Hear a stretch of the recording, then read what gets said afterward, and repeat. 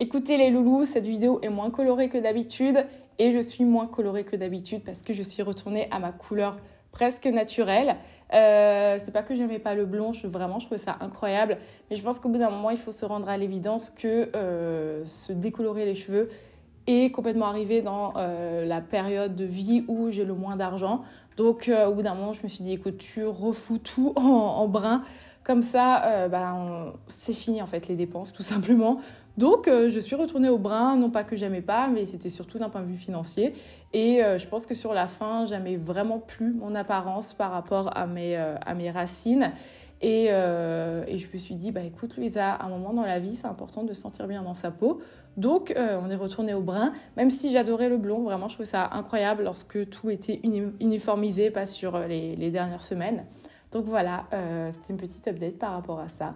Bonjour à tous, j'espère que vous allez bien. Aujourd'hui, on se retrouve dans une vidéo favori. Elle va très certainement être un peu longue, entre guillemets, parce qu'ici, j'ai mon ordinateur, j'ai vraiment plein de choses à vous présenter. Et je pense que je vais commencer de suite. Je vais commencer par la catégorie illustration. Cette fois-ci, je n'ai pas de compte Instagram spécifique à vous montrer. Pour ceux qui ne connaissent pas mes vidéos, généralement, je présente un compte que j'ai pu découvrir et je montre différentes illustrations, différentes créations. Mais là, récemment, je n'ai pas découvert un artiste ou une artiste que j'avais envie de vous présenter. Il y a plutôt des publications que j'ai enregistrées parce qu'elles me touchaient à un moment, que ce soit par rapport à la composition, que ce soit par rapport à la couleur, par rapport à la thématique. Et je vous les partage à l'écran.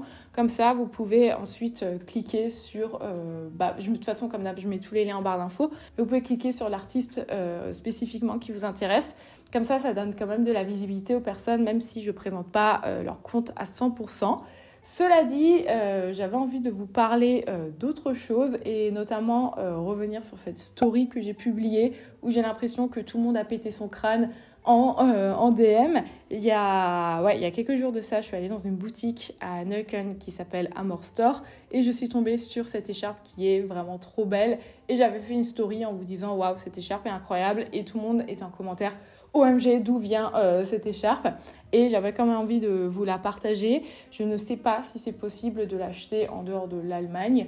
Donc à voir si c'est envisageable ou pas. Dans tous les cas, je vous mets les informations en barre d'infos. Et surtout, je voulais vous présenter le travail de cette artiste. Alors là, pour le coup, j'ai vraiment une artiste à vous présenter parce que j'ai acheté cette illustration au magasin. Ça m'a permis de découvrir cette illustratrice. J'ai été très étonnée de sa stratégie sur les réseaux sociaux parce qu'il y a son site internet et elle n'a pas d'Instagram d'illustration, ce que je trouve toujours très étonnant. Sur son site, lorsque tu cliques sur son Insta, tu tombes sur un compte privé.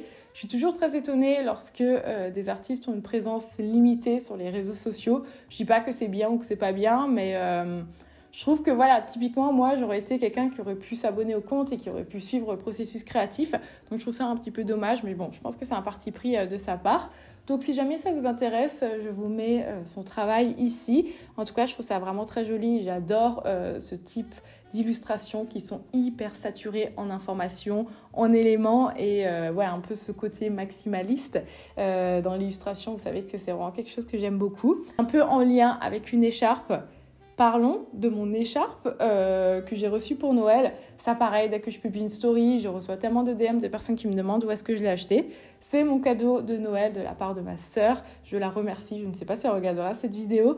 C'est assez marrant parce qu'en fait, j'étais tombée sur le reel de l'artiste. Je la suivais pas du tout. Je vois qui c'est parce que elle avait été déjà arrivée dans ma For You page quelques fois. Et en fait, j'étais tombée sur ce réel. Et je me souviens que je l'avais liké, le réel, en me disant « Tiens, c'est trop joli ces écharpes ». Mais je pense que sur Internet, malheureusement, tu consommes tellement de contenu court que tu as un peu une mémoire de poisson rouge et que tu passes à autre chose. Et lorsque ma sœur me l'a offert à Noël, j'étais trop contente, mais je ne me souvenais pas d'avoir liké la publication. Donc je trouve ça assez rigolo de me dire que finalement, inconsciemment, j'avais déjà validé le cadeau qu'elle allait m'offrir. Je vous mettrai en barre d'infos la boutique Etsy. Il me semble qu'il en reste plus beaucoup au moment où je tourne cette vidéo. Et une fois de plus, je trouve ça hyper important de venir soutenir les créateurs indépendants parce que... pour mille et une raisons, je pense que si vous me suivez sur cette chaîne, vous savez que je suis la première à mettre en avant l'artisanat, à mettre en avant les petits créateurs. Et par la même occasion, si ça vous intéresse, ma boutique en ligne est à nouveau ouverte. Et d'ailleurs, je fais vite fait une petite parenthèse. Merci à toutes les personnes qui ont commandé sur ma boutique. C'est assez incroyable. Je suis trop contente. Et je voulais vite fait en parler. Voilà, vraiment, pour moi, l'intérêt de soutenir les petits créateurs, c'est que moi, grâce à ces ventes, je peux payer mon loyer. Je trouve ça assez ouf de se dire que lorsque tu commandes chez des petits créateurs, tu fais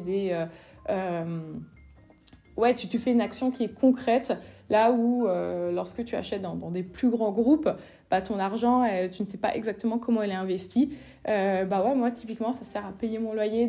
Donc ça a une vraie importance que de soutenir des créateurs indépendants. Je voulais aussi vite fait vous montrer mes tenues préférées de ce début de mois. J'ai décidé de vite fait intégrer ce format parce que je trouve ça intéressant de vous montrer comment est-ce qu'avec les mêmes vêtements, parce qu'en réalité je porte les mêmes vêtements depuis des années, j'essaye de me renouveler tout de même, c'est-à-dire que ce soit par des accessoires, que ce soit par des fringues que je peux emprunter à d'autres personnes, aka juste mon copain, mais ouais, je trouve qu'il y a toujours un moyen d'essayer de rendre ces tenues plus attrayantes, même si on porte toujours les mêmes choses depuis des années. Et ouais, j'avais envie de vous montrer quelques-unes de mes tenues préférées en ce début d'année.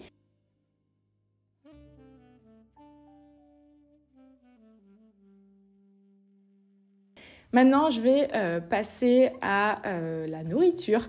J'ai décidé d'intégrer cette catégorie. Je sais que vous avez été assez nombreux à me dire que vous étiez d'accord pour que je l'intègre. Vous avez posé la question dans une de mes dernières vidéos favoris. J'ai plein de choses à vous dire. Non, j'ai pas trop de choses. J'ai quelque chose à vous dire en matière de nourriture. Je voulais commencer par un de mes favoris du début d'année qui est le porridge salé. Vraiment ma plus grosse découverte, même de toute ma vie entière. Si vous me suivez, ou surtout si vous avez pu suivre mes vidéos What I Eat in a Day, d'ailleurs ça fait longtemps que je n'en ai pas fait, il faudrait que je m'y remette. D'un point de vue général, je mange toujours salé le matin. Ça fait maintenant plusieurs années que je suis automatiquement attirée par le salé, à part lorsque je suis en vacances. Lorsque je suis en vacances, vraiment, ma passion de manger du pain et de la confiture. Mais en dehors des vacances, je mange tout en salé, sauf que franchement, j'ai fini par être assez limitée dans ma consommation de choses que tu peux manger le matin. Surtout lorsque tu essayes comme moi de manger végétalien au maximum. Et j'étais tombée sur ce reel d'une personne qui avait montré cette recette de porridge salé. Et je me suis dit, mais tiens, je n'y ai jamais pensé. Je n'aime pas trop, j'allais dire je déteste. Non, je n'aime pas trop le porridge. Je sais qu'il y a beaucoup de gens qui m'ont dit, il faut le cuisiner de telle ou telle façon. J'avais déjà fait des façons où c'était relativement bien fait. Mais on s'ennuie, je suis désolée. Vraiment, j'attaque pas les gens qui aiment le porridge. Je sais que j'ai l'impression que les gens sont vraiment attachés à ça et qu'ils peuvent être très vexés si je leur dis que je n'aime pas le porridge. Mais on s'ennuie, je suis désolée, moi je m'ennuie à manger du porridge. Même si je mets des toppings dessus, je m'ennuie profondément. Donc ouais, j'ai jamais été grande fan de porridge. Mais porridge salé, incroyable, vraiment incroyable. T'as l'impression de manger une sorte de soupe. Donc comment est-ce que je le cuisine? Parce que j'ai eu 10 millions de questions lorsque j'avais fait une story. Vraiment, je me suis inspirée de cette recette. Je fais revenir du coup des petits oignons. Et j'adore parler de nourriture, je suis contente. Je fais revenir des petits oignons. Alors si je mets mon porridge, je mets de l'eau, je peux même mettre des protéines du coup en poudre, ça se sent pas en fait. Je trouve que ça se sent même moins dans le salé que dans le sucré. Donc généralement je mets des petites protéines végétales. Et ensuite je mets soit de la sauce soja pour saler, soit je vais mettre du miso comme elle a montré là-dedans.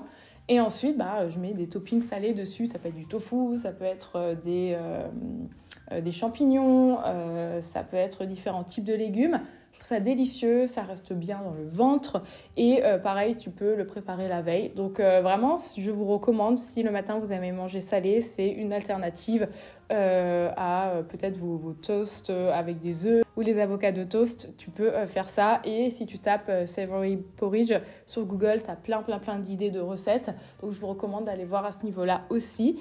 Je voulais vous présenter mon compte de recettes végétales préféré. J'ai toujours des questions sur où est-ce que je trouve les recettes, qui sont les gens que je suis sur Internet. Je ne pourrais pas vous faire une vidéo de tous les comptes que je suis parce que vraiment, il y en a beaucoup trop. Mais généralement, lorsque je cuisine pour la semaine, À force d'être sur les réseaux sociaux, je vais enregistrer des recettes et tout.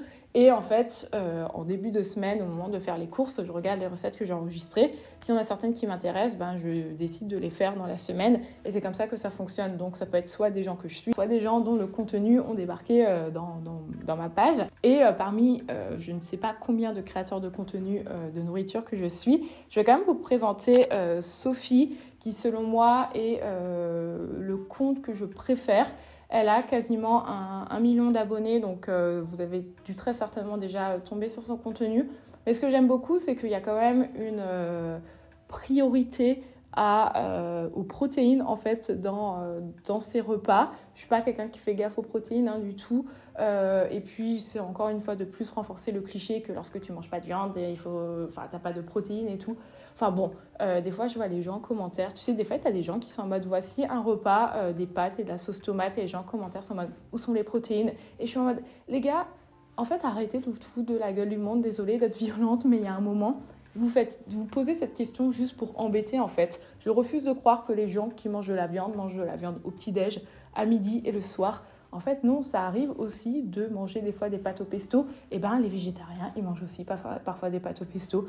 Et en fait, juste parce qu'il n'y a pas de protéines, les gens doivent toujours se dire « Yes, il y a un truc que je peux critiquer, du coup je vais critiquer maintenant ». Donc arrêtez un moment de vous moquer des gens. Je sais que ce n'est pas du tout ma communauté, mais je m'adresse aux gens qui font ce type de réflexion. Vous aussi, vous ne mangez pas des protéines tous les jours en fait. Donc laissez les gens manger des pâtes au pesto parfois. Mais bref, tout ça pour dire qu'elle, pour le coup, elle présente quand même des alternatives qui sont protéinées. Et j'ai testé plusieurs de ses recettes, elles sont trop bonnes. Et pour le coup, je trouve qu'elles tiennent vraiment au ventre. Autre petit favori, pour Noël, j'ai offert une bouillarde à mon copain qui aime boire du café. D'ailleurs, si vous souhaitez savoir mon rapport au café, j'ai fait cette vidéo que je vous recommande d'aller voir. Elle est passée complètement inaperçue parce que je pense que ça n'intéresse pas les gens d'avoir une vidéo autour du taf. Mais je lui ai offert ça en me disant, voilà, ce sera pour lui, pour son café. Moi, je ne bois pas de café. Et en fait, la dernière fois, je me suis fait un petit matcha en choisissant la bonne température sur la bouillarde. Et sachez un truc, cette chose est rentrée dans mon favori, pareil, des dernières années. Je bois du matcha depuis 2016. J'avais découvert ça lorsque j'étais partie en Australie et que j'avais une de mes colocataires qui était japonaise.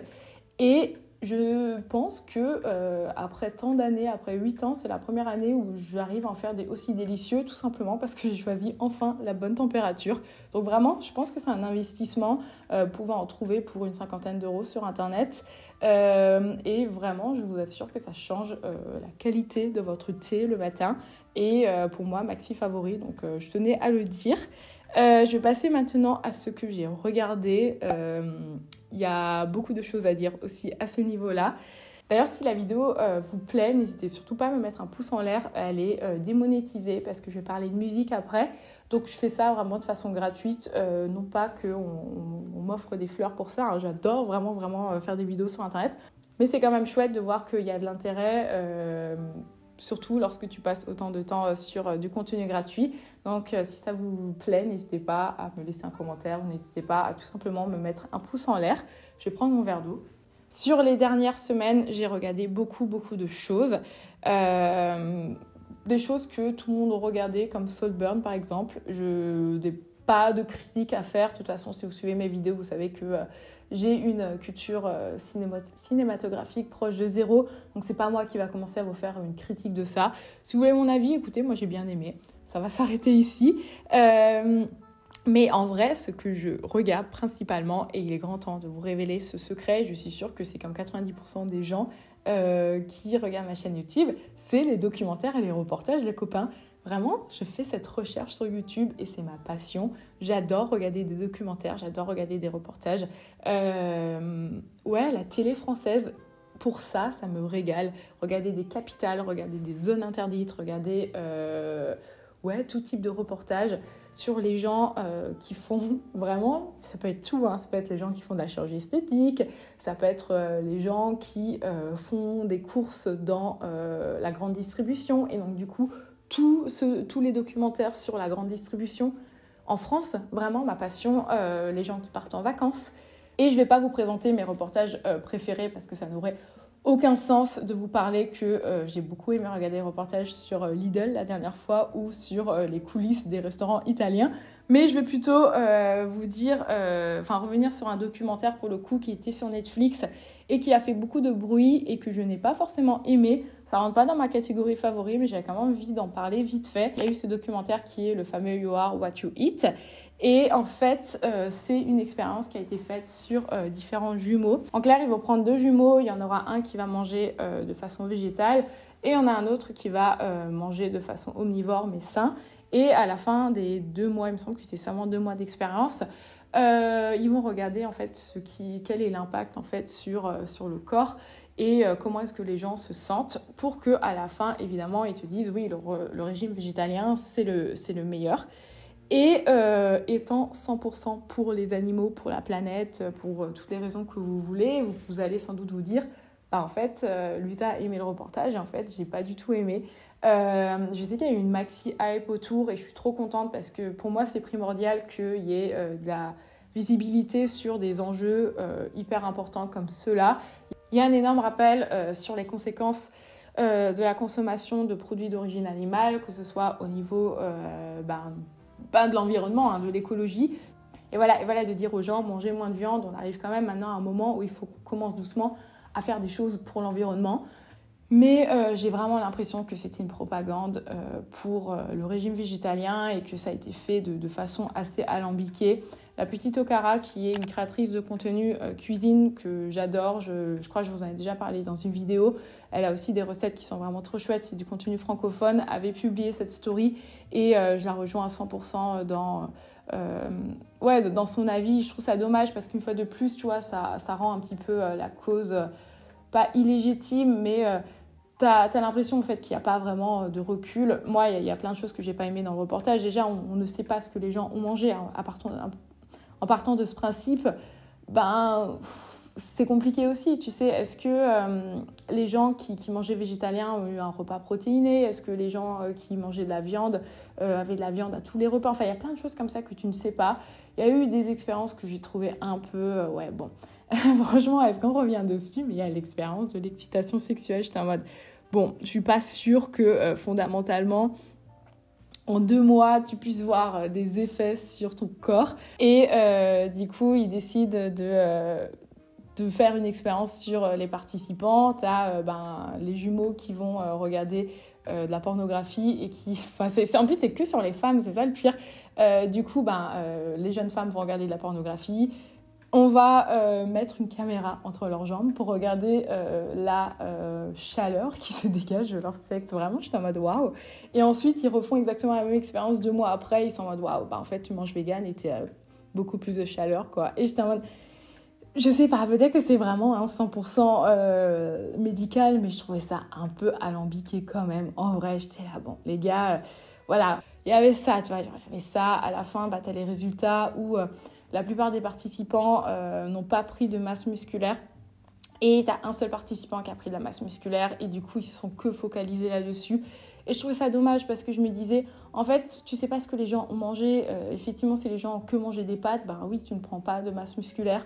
Il y avait une super hype autour du reportage. Je tenais à dire que je n'ai pas du tout été dans cette hype. Je suis très contente, cela dit, que des reportages comme ça soient mis en avant. Ça peut toujours faire réfléchir les gens. Évidemment, j'ai regardé le documentaire de Squeezie que j'ai beaucoup aimé, je pense, comme littéralement tout le monde. Mais je vous recommande de regarder ces vidéos d'Adam Bross qui explique un petit peu déjà quel est l'historique des documentaires, des reportages d'un point de vue général, et surtout l'œil que la personne qui crée le reportage, plutôt l'angle que la personne qui crée le reportage peut donner. Et c'est vrai que je n'ai pas du tout remis ça en question, mais le reportage de Squeezie a été produit par Squeezie, a été filmé par ses potes, ça a été produit du coup par son pote, donc forcément on reste dans un cercle très privé et il n'y a pas vraiment de regard extérieur dessus. Et ça, il vient beaucoup le re-questionner et c'est trop intéressant parce qu'au final, tu te dis, oui, forcément, si ton pote fait un reportage sur toi, ce sera positif.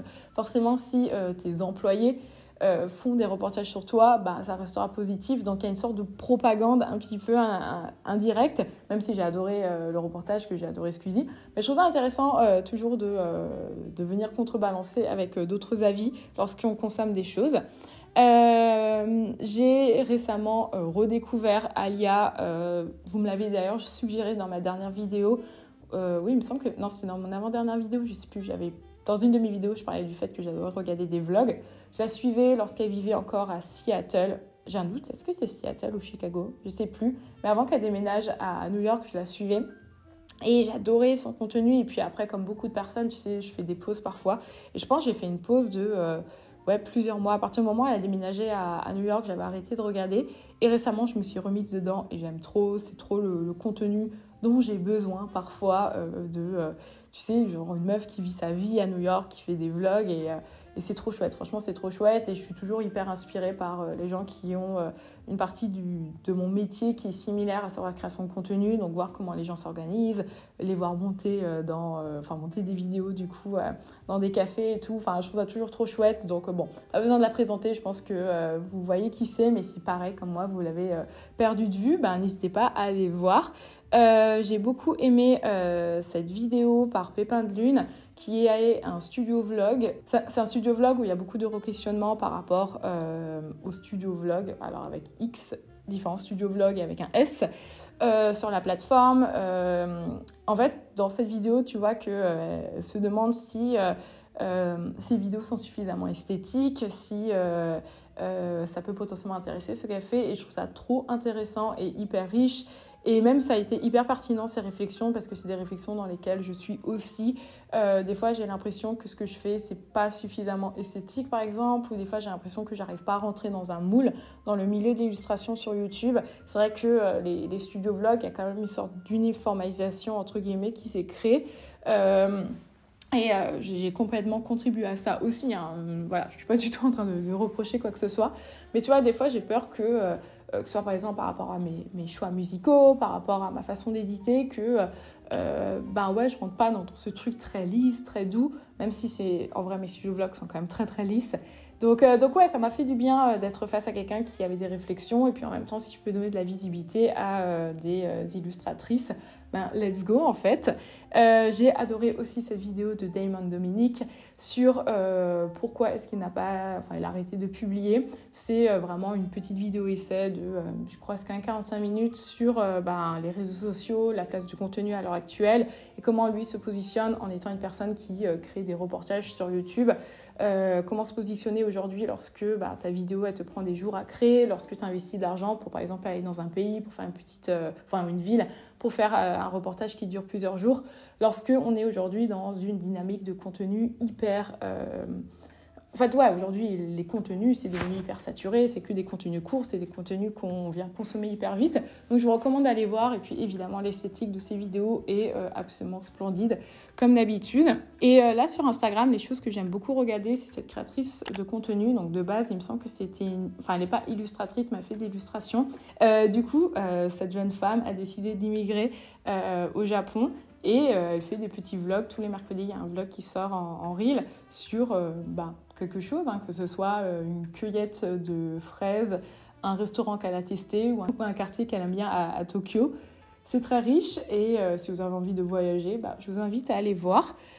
Je voulais aussi vous parler vite fait de podcast. J'ai beaucoup aimé ce podcast de Manon. Bien re-questionner la place du salariat dans une société où on valorise l'auto-entrepreneuriat. C'est une jeune femme qui a eu du coup une expérience plus classique, plus conventionnelle en étant salariée et qui aujourd'hui a son compte et elle vient vraiment comparer les autres. Et c'est rafraîchissant d'avoir des discours qui ne viennent pas culpabiliser les gens qui sont dans le salariat. Donc je vous invite à aller voir. Et j'ai eu aussi l'occasion de participer à ce podcast. Et via ce podcast, j'ai écouté beaucoup des autres en fait et ça m'a permis de découvrir beaucoup d'illustratrices. Dans ce podcast, Anaïs, elle va venir interviewer plein d'illustratrices et d'illustrateurs. Et je trouve ça toujours chouette d'avoir ce type de format pour mettre en valeur différents artistes. La chose que je regrette, c'est que la qualité audio n'est pas optimale. On n'est pas du tout dans une configuration podcast. C'est vraiment des enregistrements sur l'ordinateur. Donc, si vous n'êtes pas à l'aise avec ça, je peux comprendre que ça peut potentiellement être un frein à l'écoute. Je vais maintenant vous parler de musique et je vais vous parler de fêtes. Vous pouvez déconnecter à partir de maintenant. J'avais décidé en fait d'enlever cette catégorie parce que je m'étais dit, c'est pas que c'est niche, je suis pas du tout en train de dire ce que j'écoute, c'est niche, loin de là. Mais je me disais, en vrai, lorsque tu parles de musique, ça concerne seulement une partie en fait des gens qui vont regarder ton contenu. Et moi, je sais qu'il y a des créateurs de contenu, bah, typiquement, ce qu'ils écoutent, ça ne m'intéresse pas, et inversement, ce qui est complètement normal. Et je m'étais dit, ouais, mais du coup, je vais toucher moins de monde. Et au bout d'un moment, je me suis dit, écoute, le principe des favoris, c'est de présenter les choses que tu aimes. Des fois, tu regardes des vidéos favoris où des gens vont parler de leur groupe de musique, ça ne te touche pas du tout. Et ben, tu regardes quand même parce que ça fait partie de la personnalité de la personne. Donc, j'ai décidé de revenir avec de la musique. J'ai adoré ce set de Rumi qu'on avait écouté avec mon ami.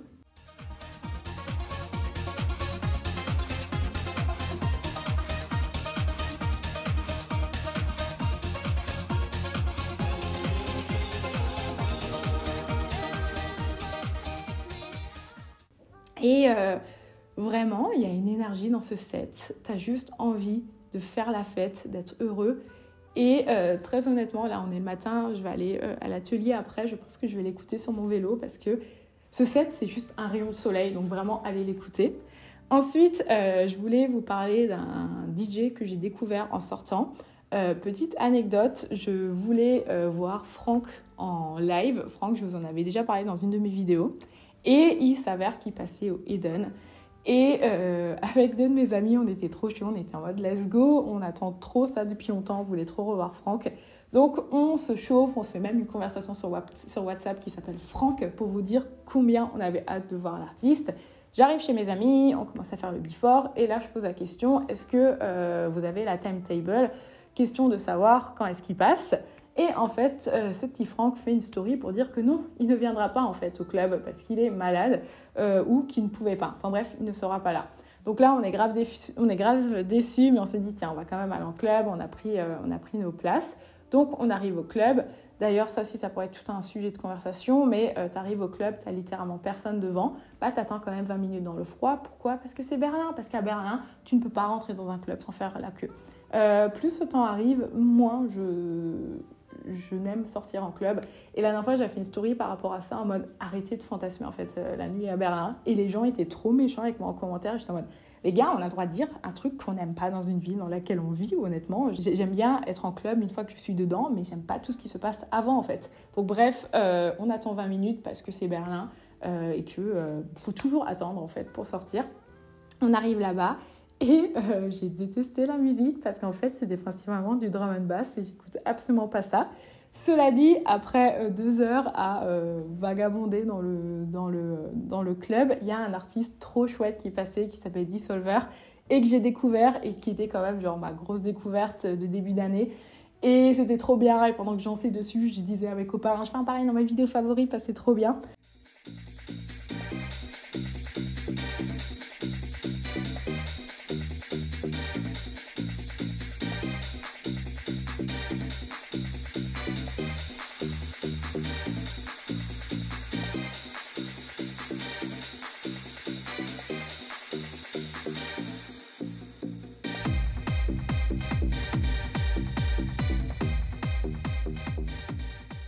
D'ailleurs, lorsque j'étais sur son Instagram, je suis tombée sur cette publication où vraiment le mec a, je sais pas, a allumé sa Wii lors d'un set.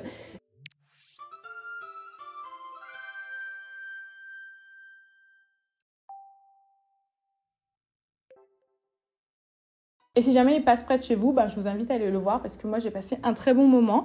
Ensuite, j'ai adoré ce set également de Pegasi.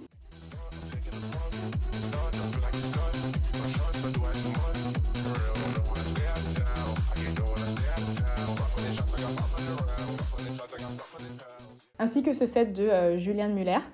Et si jamais vous recherchez des musiques, je suis tombée un peu par hasard sur cette créatrice de contenu. Je pense que vous voyez peut-être potentiellement qui c'est. Avec son copain, il faisait un moment des vidéos, j'arrive pas à les retrouver, mais un peu humoristiques sur les différents types de personnes en soirée. Et il me semble qu'ils ont aussi percé grâce à ça. Et pendant décembre, en fait, j'ai découvert ça vraiment complètement à la fin. Ils ont fait un calendrier de l'Avent qu'avec des bangers. Genre vraiment, il me semble que ça s'appelle le Banger Calendar ou un truc du genre. Et en fait, en clair, tous les jours, ils te présentaient une musique qu'ils aimaient bien. C'est principalement que de la techno. Mais c'est trop chouette, ça permet de découvrir des nouveaux des nouveaux sons et du coup cette créatrice, alors je sais pas si elle le fait seule ou si elle le fait avec son copain, ils font un truc qu'ils appellent le Banger Friday et en fait tous les vendredis ils te présentent une petite chanson qu'ils aiment bien et merci en fait les gens qui font ça, donc ouais, je vous invite à aller voir.